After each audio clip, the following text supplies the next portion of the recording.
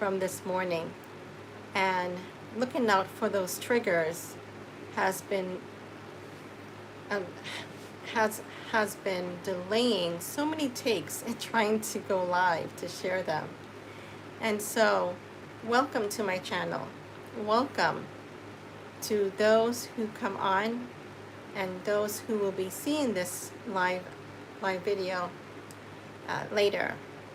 I want to take this opportunity to not only welcome you, but also to welcome for us on this community chat to look out for those triggers, to talk about them.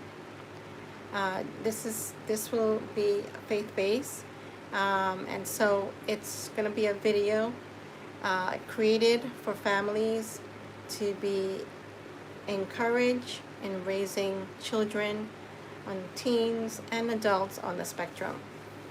And together, I want to be able to see if we can explore and how we can recognize possible sensory, emotional, and environmental, communicate, and transition triggers to understand what behaviors may be communicating, and to prepare for challenging situations with patience, wisdom, and compassion.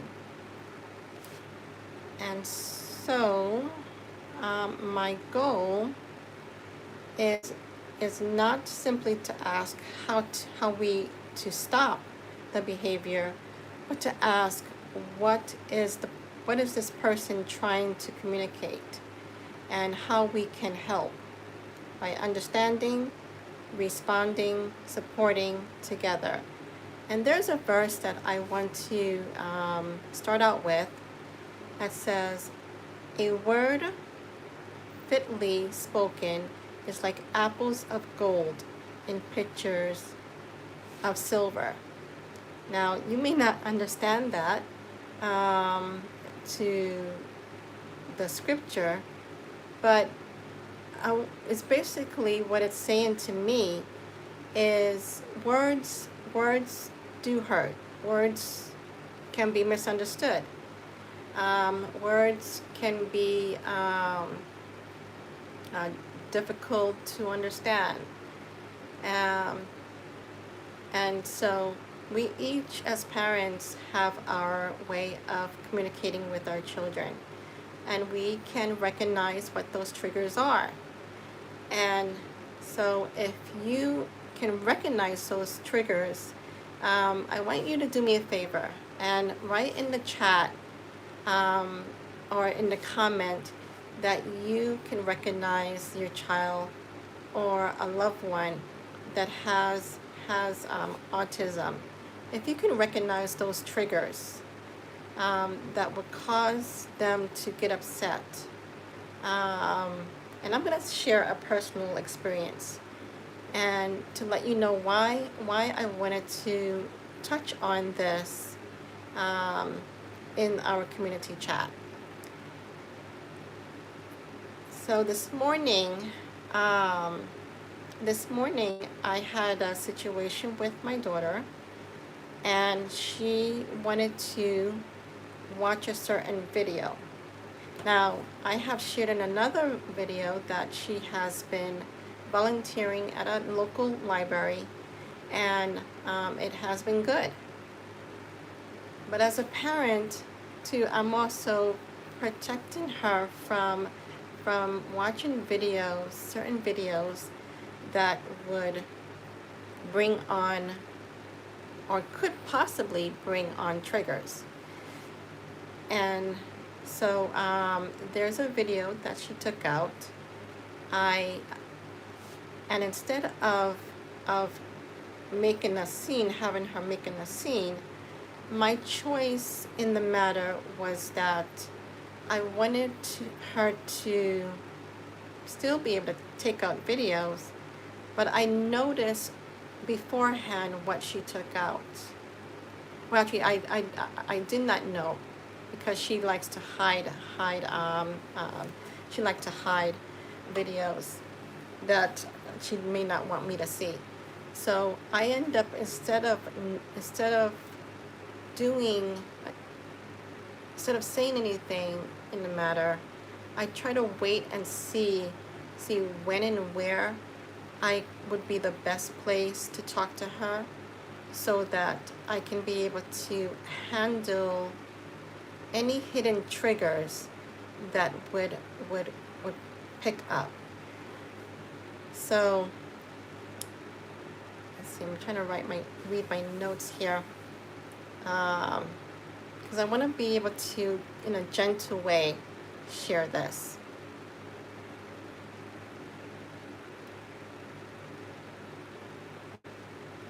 Okay. So I want to share a personal experience, because sometimes as parents, we have to think several steps ahead. And in this case at the library, I was thinking ahead, knowing what she picked out that I did not want her to watch, to wait until I was able to handle it at home. Sometimes, you know, situations outside public can be very hard to manage. And so if you have someone that is understandable, that can be able to help you in the matter, then that's a blessing. So going back to my personal experience, my daughter had chosen a movie, like I said, from the library that was kind of gothic looking, and I did not like the gothic or frightening look on the video. And so I did not want her to watch it, because I felt that the content could be upsetting or overstimulating for her.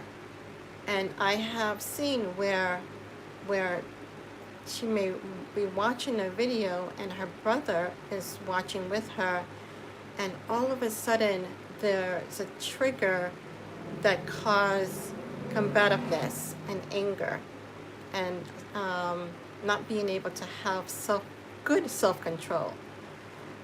She was controlling in the bad way. So that brought my concern in the matter. But I also had to consider what might happen if I immediately took the movie away while we were still in the library. So I was concerned that it could lead to yelling, or an attempt to leave the area unexpectedly.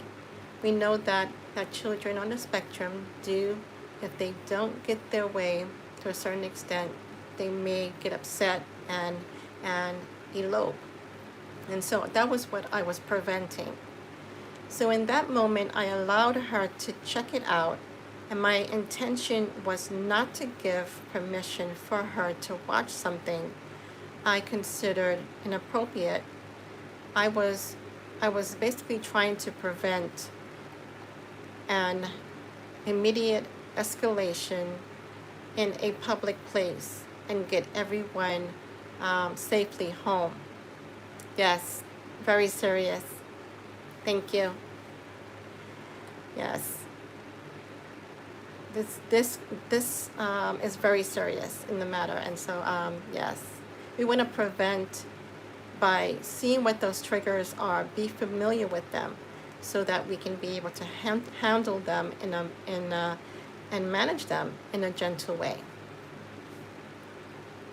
And so my goal was basically to get her home safely, without any escalation, nor any eloping.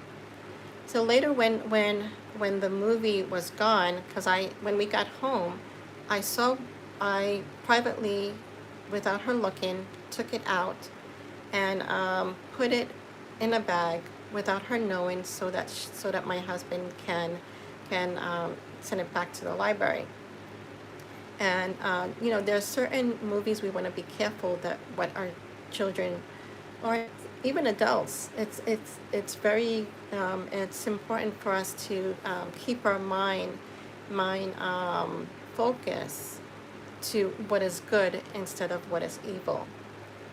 And so Later, when the movie was gone, when I took it out, because I had taken it back to the library, and she noticed, and that became another opportunity for me to think about how we had handled the triggers, expectations, and transitions. Okay, so you may ask, what could I have done differently?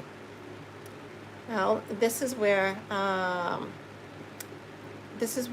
I could have done. Sometimes the trigger isn't the movie itself. Now, in this case, it was the movie, but it was the after effect, the result that I was preventing. The trigger can be the loss of something they expected to have, an unexpected change, or feeling that something was taken away. So you could experience anything that is maybe not in the same scenario as me, but you can have a different scenario. And so basically, this community chat video is basically to write out, if you can be familiar with those triggers and look out for them, and this way you can be reminded what they are, so that you can be able to handle it in a gentle way. Okay, so back to my scenario this morning, and this is another part of the video that I want to share, because there are safety resources in our community, and I don't know about for you in your state, but in my state, where I live, is so good, positive, to know your community safety resources. There may be times when a parent needs another person to come alongside them, and in my situation, we have what is called an IRIS team. We also have the program Project Lifesaver, that if a teen or someone on the spectrum elopes, I can call. Well, for my children, for my son, in the past experiences, I have called the IRIS team, which is a crisis number that I call, and I will report that my son eloped, and he is registered in the program, where he has a tracking device, just like Angel Sense. There's also another type of device which is similar to Angel Sense, but you can use your phone.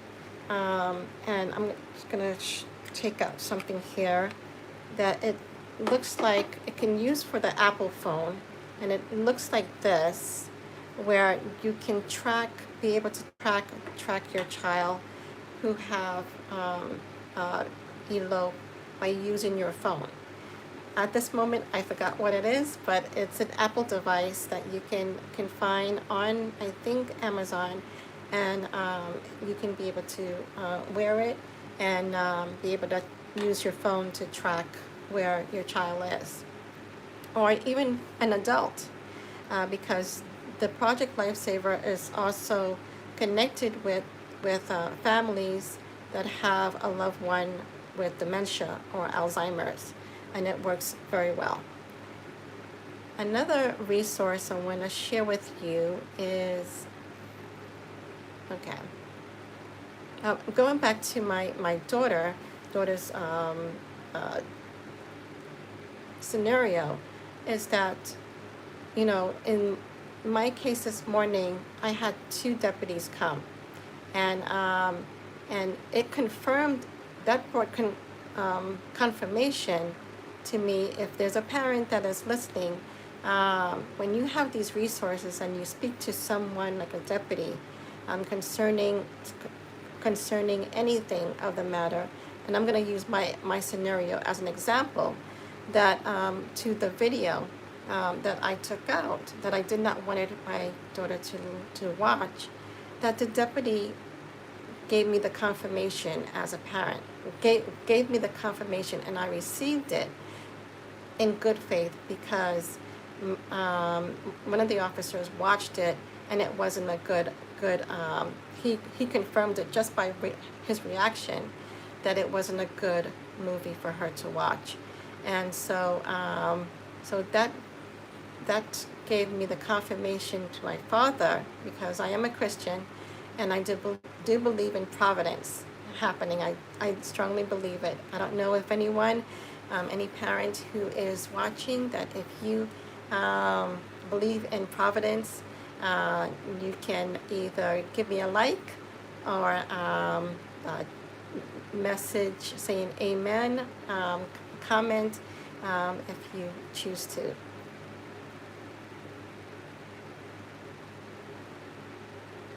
Another thing I want to share with you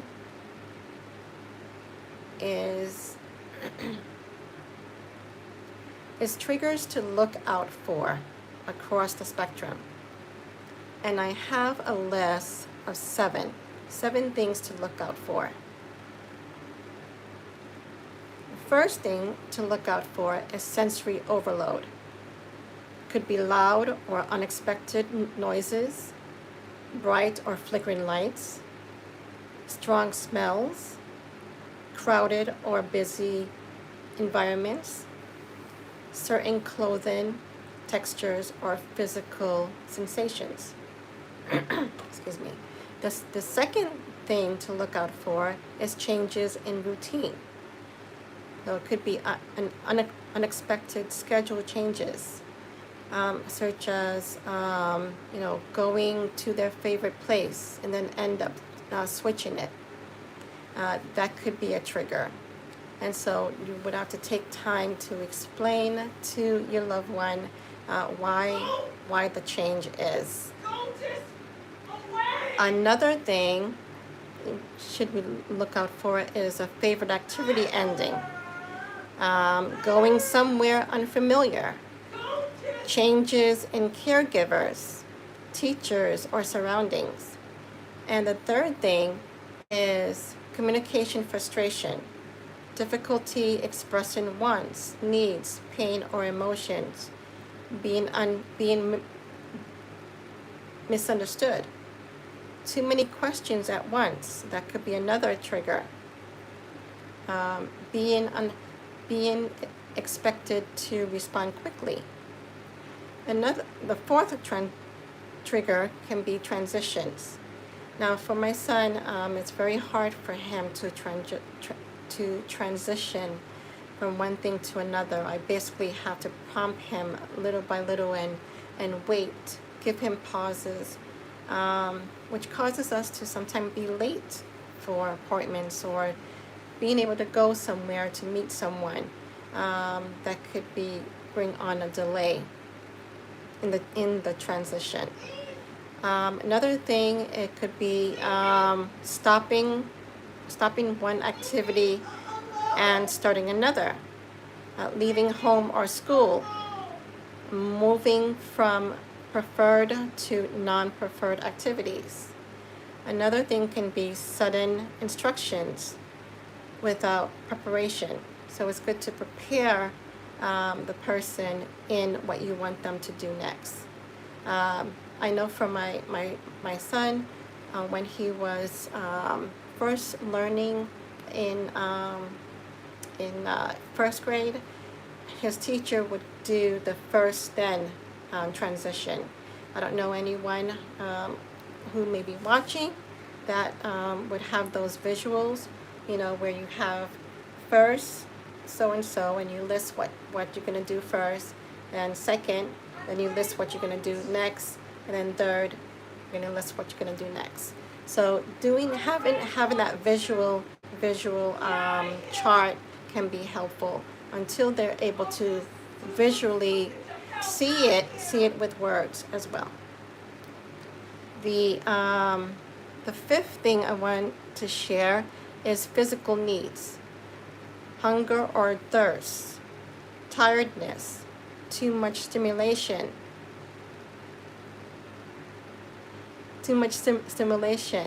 needing a break, physical discomfort or illness. I missed that question. I'm sorry. So if you want to ask that question again, you certainly can. Number six is emotional or social stress, which right now my son at the moment is having a emotional stress because he likes to mimic his sister reactions. Another thing is, okay, let's see here, number 6, emotional or social stress, feeling rushed, conflict, being corrected repeatedly, feeling overwhelmed by social expectations. And lastly, in number 6, bullying or feeling excluded can be a trigger. And lastly, for number 7, loss of control or predictability. Now I know my children, and I have seen from this morning, my daughter can be very predictable. And I have to remind her of the fruit of the Spirit, to have that self-control, to be able to show that good control, not the bad control, but to show the good control, and not knowing what will happen next. And so I have to explain, this will happen next if you show good self-control. And I have to also prompt her to help her to talk to her, to be able to talk to her brother as well, to get him to bring him to that sense of calmness. Not knowing what will happen next, unexpected visitors, unfamiliar people or places, and plans changing without warning. And so that is covered with loss of control or predictability. So I'll see you